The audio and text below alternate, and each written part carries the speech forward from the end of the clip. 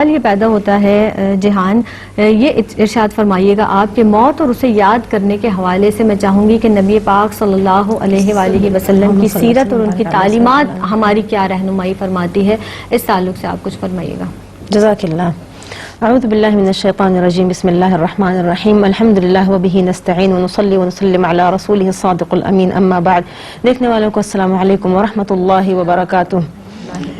ابو ہریرہ سے مروی ہے، ایک حدیث شریف میں آ رہا ہے، اذکروا ہاضم اللذات، اذکروا ہاضم اللذات فإنه ما ذکرہ احد فی ضیق الا وسعہ ولا ذکرہ الا فی سعۃ الا ضیقها علیہ۔ ہاضم اللذات جو ہے لذات کو ختم، اس کی لذات کی لذت کو ختم کرنے والی چیز کہا گیا ہے موت کو یاد کرنا۔ جب آپ موت کو یاد کریں گے تو اگر آپ وسعت میں ہیں تو آپ کو تنگی یاد آئے گی، اور اگر آپ تنگی میں یاد کریں گے تو آپ کو وسعت یاد آئے گی۔ وہ کس طرح سے؟ اگر آپ تنگی میں ہیں، اگر آپ وسعت میں ہیں تو تنگی کیسے یاد آ جائے گی؟ کہ آپ اگر موت کو یاد کریں گے تو آپ یہ سوچیں گے کہ یہ جو بھی چیز ہے یہ دائمی نہیں ہے، موت آئے گی اور یہ وسعت ہماری جو ہے، یہ دنیا کے عیش و آرام جو ہیں، یہ جتنی بھی چیزیں ہیں، اگر اچھے اعمال نہیں کیے تو یہ یہیں رہ جائیں گے اور پھر تنگی شروع ہوگی۔ اور اگر آپ تنگی میں ہیں اور موت کو یاد کرتے ہیں تو آپ کو یہ خیال آئے گا کہ یہ تنگی ہمیشہ رہنے والی نہیں ہے، موت آئے گی اور اگر ہمارے اعمال اچھے ہیں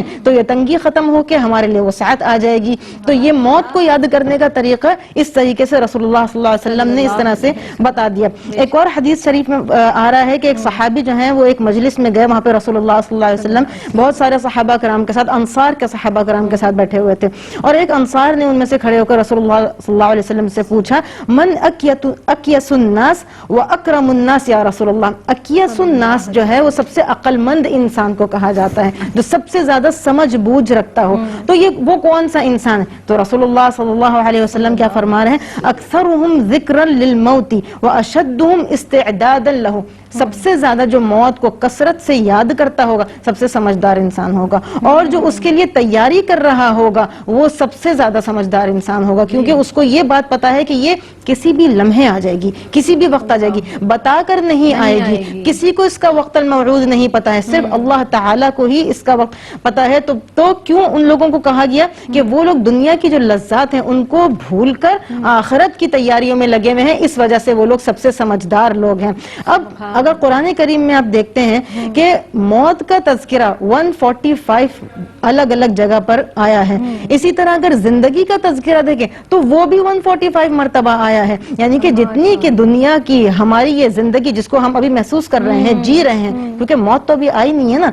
تو جتنی یہ حقیقت سے مبنی ہے، حقیقت پر مبنی ہے، اتنی ہی موت بھی حقیقت پر مبنی ہے، کیونکہ عجائب القرآن کو اگر آپ دیکھتے ہیں کہ اللہ تعالیٰ نے حیا اور موت کے مشتقات جو ہیں وہ دونوں ایک ہی جو اماؤنٹ سے جو ہے نا وہ تذکرہ کر دیا کہ یہ دونوں ایک دوسرے کے ساتھ جڑے ہوئے ہیں۔ اب انس بن مالک رضی اللہ عنہ جو ہیں رسول اللہ صلی اللہ علیہ وسلم سے روایت کرتے ہیں، اذکر الموت فی صلاتک، اپنی نماز میں موت کو یاد کرو، کہ اگر تم نماز میں موت کو یاد کرتے ہو تو تمہاری نماز جو ہے وہ بہت زیادہ بہتر ہو جائے گی، اور اپنی نماز کو اس طریقے سے پڑھو کہ یہ تمہاری آخری نماز ہے۔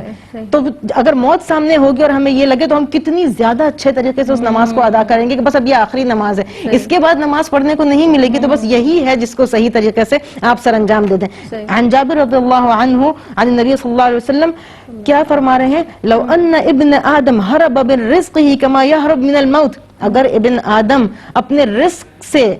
اس کی تلاش سے، اس کے پیچھے بھاگنے سے اسی طرح سے بھاگے جس طرح سے وہ موت سے بھاگتا ہے، تو اس کا رزق بھی اس کو اسی طرح تلاش کر دے گا جس طرح کے موت بھی تمہیں۔ وَلَوْ كُنْتُمْ فِي بُرُوجٍ مُشَيَّدَةٍ، بڑے بڑے بروج میں بھی اگر بیٹھے ہوئے ہو، بڑے بڑی بلڈنگز میں اگر بیٹھے ہو تو موت تمہیں ڈھونڈ لے گی، یا زمینوں کے اندر اگر چھپ کے جا کے بیٹھ گئے تو موت تمہیں ڈھونڈ لے گی، اسی طرح تمہارا رزق بھی تمہیں ڈھونڈ لے گا، تمہیں اس کے پیچھے بھاگنے کی ضرورت نہیں ہے، کیونکہ لکھا ہوا جتنا ہے وہی تم کو ملے گا، اور جو وقت تمہارا موت کے لیے لکھا ہے اس وقت پر تم کو جو ہے وہ موت واقع ہو کر ہی رہے گی۔ ایک اور حدیث شریف میں آ رہا ہے کہ انسان جو ہے وہ موت کو ناپسندیدہ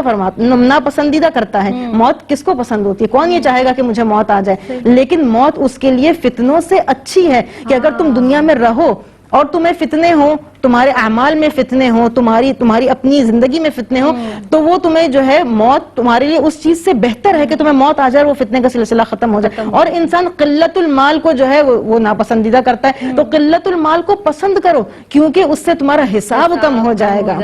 تو اس طریقے سے رسول اللہ صلی اللہ علیہ وسلم نے موت کو یاد کرنے کا طریقہ، کن فی الدنیا کأنک غریب او عابر سبیل، دنیا میں اس طرح سے رہو جیسے کہ تم ایک راہ گزیر ہو، صرف گزر رہے ہو، اور یہاں سے یہ پڑاؤ جو ہے وہ کبھی نہ کبھی ختم ہو جائے گا. اللہ اکبر. بہت ہی خوبصورت انداز سے جہان آپ ارشاد فرما رہی تھی، اور ماشاءاللہ بہت اچھے انداز سے ہمیں سمجھ بھی آئی موت کی حقیقت کیا ہے. اسی